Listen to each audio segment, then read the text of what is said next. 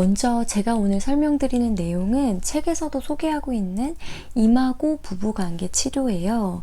이 치료를 개발한 하빌 핸드릭스라는 분은 부부 상담을 이제 계속 하다 보니까 부부 상담에 온 사람들이 어른과 어른으로 앉아있는 게 아니라 상처받은 한 여자아이와 상처받은 한 남자아이가 마주보고 울고 있구나, 이런 생각을 하게 됐대요. 그래서 이 치료는 다른 부부 상담과 다르게 치료자는 그냥 조력자가 될 뿐이고요.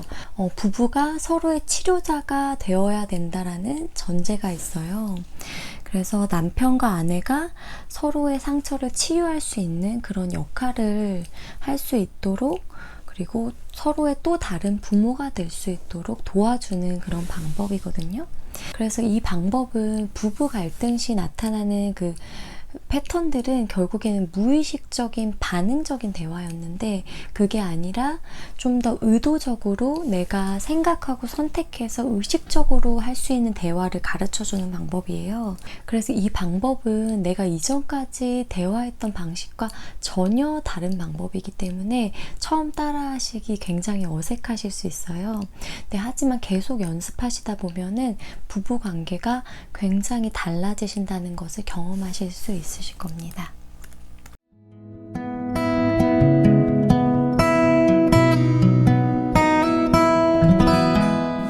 어린 시절에 아이가 엄마와 애착을 형성할 때 가장 중요한 게 엄마를 안전한 대상으로 느끼는가라고 제가 설명을 드렸는데요. 부부관계도 서로 상호적이라는 차이가 있지만 동일해요. 서로가 안전한 대상으로 느껴지시는지 부부 사이에 한번 질문을 하실 필요가 있고요. 물론 사이가 좋을 때야 이제 안전하다고 느낄 수가 있는데, 갈등이 있을 때 서로가 이제 안전하다고 느끼지 못하기 때문에 계속 이제 그 무의식적인 방어가 올라오는 거거든요. 그래서 이제 힘겨루기가 나타나고 서로를 상처 주는 그런 벽을 쌓게 되는데요. 그래서 지금부터 알려드리는 대화는 부부가 서로를 조금 더 안전하게 느낄 수 있도록 도와주는 대화라서, 그 대화로 서로를 초청하고 대화 안에서 내 안에 어린아이를 털어놓을 수 있고 치유할 수 있도록 도와주는 방법입니다.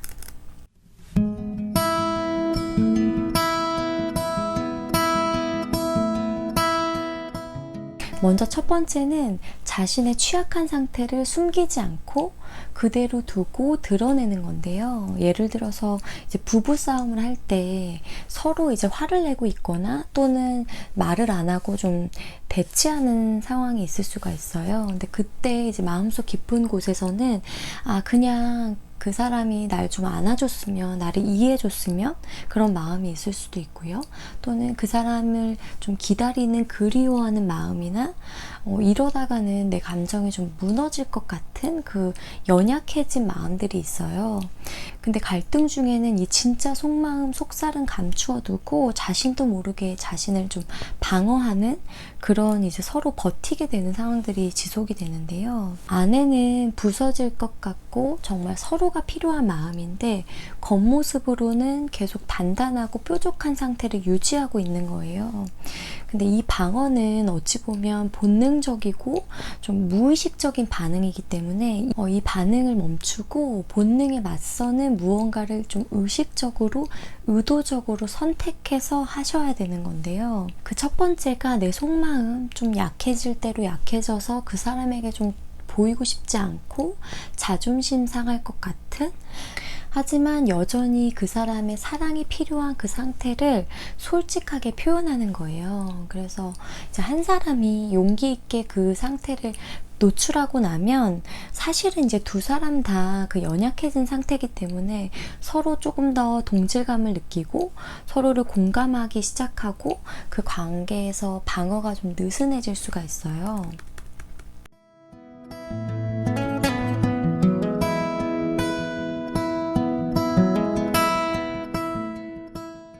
그렇게 방어가 좀 느슨해지고 나면 이제 드디어 대화를 할 수 있는 준비가 되신 건데요.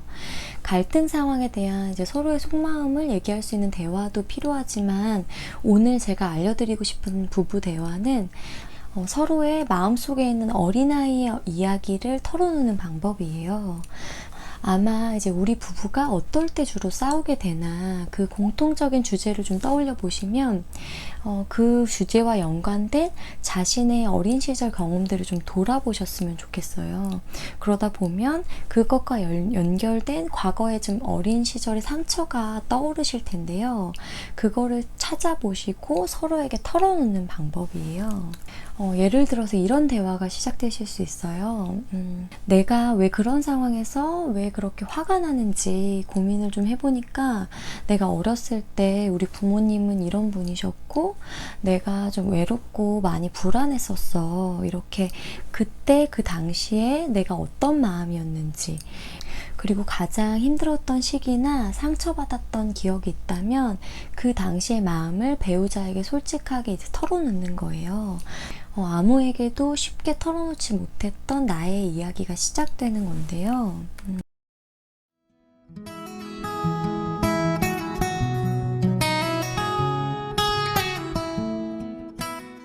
그렇게 어린 시절의 이야기를 듣기 시작하셨다면 배우자의 마음속에 있는 어린아이를 만나기 시작하신 거예요. 근데 사실 이때 듣는 사람의 역할이 너무너무 중요해요. 왜냐하면 이제 남자분들은 위로를 하고 도와주겠다는 방법인데 자꾸 공감보다는 해결책을 제시하려고 하고 무슨 대답을 해야 될지 몰라서 계속 머릿속으로 생각을 하시게 되거든요. 이제 그럴 때 저는 이제 그냥 듣기만 하라고 이제 그 방법을 좀 제시해 드리기도 하는데요.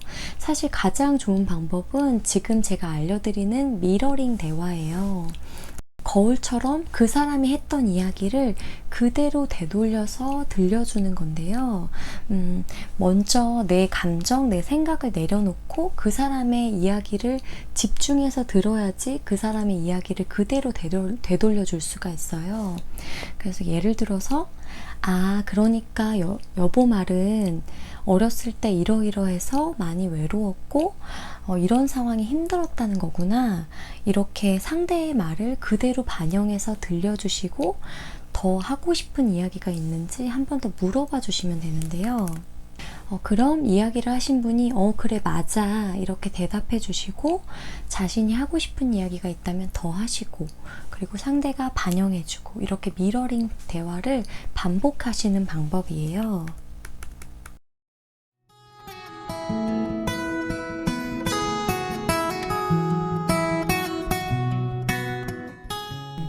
이렇게 그 사람이 하고자 하는 이야기가 충분히 잘 전달되었다고 확인이 되면 사실 이 미러링 대화만으로도 굉장히 치유적이지만 한 단계 더 나아가서 내가 들었던 배우자의 경험이 충분히 그럴만하다고 인정하고 동의해 주시는 거예요. 예를 들어서 여보 이야기를 들어보니까 여보가 이런 상황이 힘들었기 때문에 여보가 그런 상황에 화가 나는 게 충분히 이해가 되는 것 같아. 여보라면 충분히 그럴 수 있었을 것 같아. 이렇게 동의하고 인정해 주시면 되는데요. 그럼 이제 상대가 이 사람이 내 이야기를 주의 깊게 듣고 내 마음을 이해해 주는구나. 이런 경험을 하실 수가 있어요.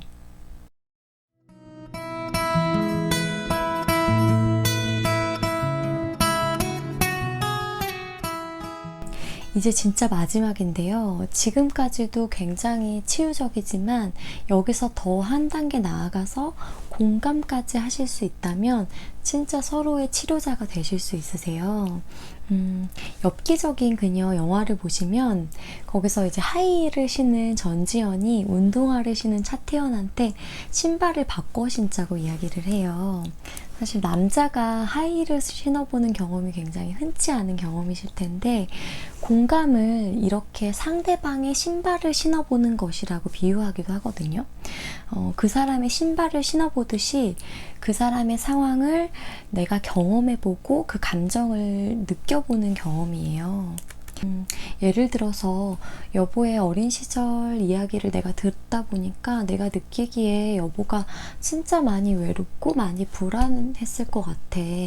나도 이제 얘기를 들으면서 내 마음이 너무 아팠어. 이렇게 배우자가 어린 시절에 어떤 마음이었을 것 같은지 내가 한번 느껴보고 그걸 말로 표현해 주시면 되는 거예요.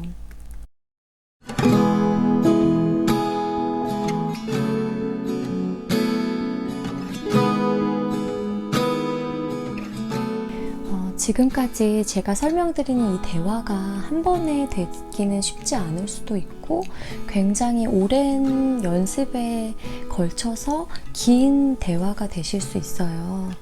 이렇게 깊은 대화를 하시고 난 후에는 서로를 꼭 안아주셨으면 좋겠어요.